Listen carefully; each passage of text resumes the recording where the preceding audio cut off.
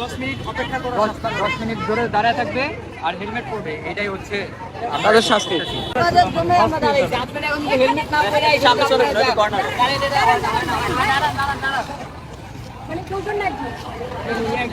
একজন তাহলে 10 মিনিট ওখানে যত সিগন্যালে গাড়ি চালাবেন তত সিগন্যালে আপু তাহলে তো ওটা পরের ব্যাপার। হেলমেট রাখবেন, লাইসেন্স আছে? হ্যাঁ, সবকিছু ঠিক আছে। হেলমেট লাইসেন্স সবকিছু রাখবেন। আমরা আপনাদের জন্য কাজ করতেছি, আমাদের জন্য না। আপনাদের নিরাপত্তা আমাদের কাছে। আপনাকে জানতে হবে, বলতে হবে এরকম। আপনারা যে টাইম দিয়ে চলে গেলে হবে না, তখন আমরা জোর দিয়ে ধরে রাখবো। আমরা বললেই শুনবে না, অনেক কিছু মনে করতে হবে।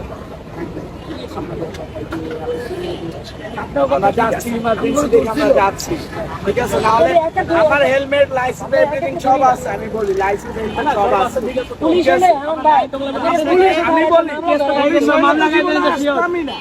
পুলিশ থাকলে ওনারা চাঁদা বলে কিছু হবে না ভাই, এটা নিয়ম। আপনি রুলস মেইনটেইন করেন, মেনে চললেই হইতো। প্লিজ ভাই, আপনারা যদি না বোঝেন আমাদের আর কেউ বুঝবে না। আমরা বাঙালি বাঙালিদের সাহায্য করি, আচ্ছা দরকার না করে জানতো ভাই। একলা দেব আগের দুইজন না একাই বাইক নিয়ে চলে যায়। আপনার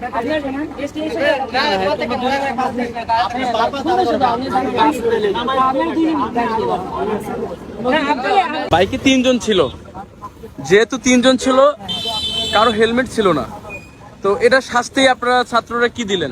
সচেতন করতেছে যাতে তারা একটু প্লিজ মাথায় হেলমেট দিয়ে তাদের সেফটির জন্য, সেফটিতে আমাদের না। একটা দুর্ঘটনা করে আল্লাহ মাফ করে, একটা দুর্ঘটনা করতে তাদের ঘটবে, তাদের সমস্যা হবে, আমাদের তো কিছু হবে না। আর আমরা তাদের সন্ধান হিসাবে, ভাই হিসাবে আমরা তাদের সহযোগিতা করতে, তারা আইনটা মেনে চলে। কোন বলছে যে দাঁড়াইতে ভাই, আপনি নাম বিক্রি করার দরকার ছিল, নাম বিক্রি করার তো কোনো দরকার ছিল। আপনি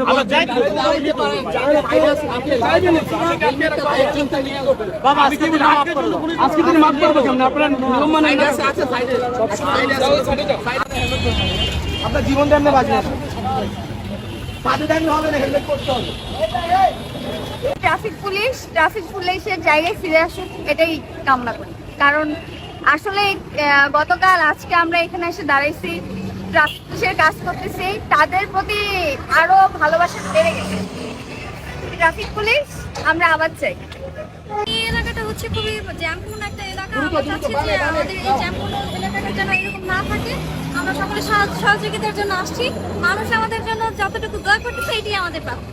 লাউডলি দেশের জন্য যদি একটু কাজ না করি তাহলে অনেক সমস্যার মুখোমুখি হচ্ছে সাধারণ জনগণ। কারণ এখন আইন প্রয়োজনের কোনো লোকই নাই, কারণ অনেক বড় একটা বাধা বিপত্তি গেছে দেশের উপর, এখন কিছু করার নাই, আমাদেরই দেখতে হবে দেশ।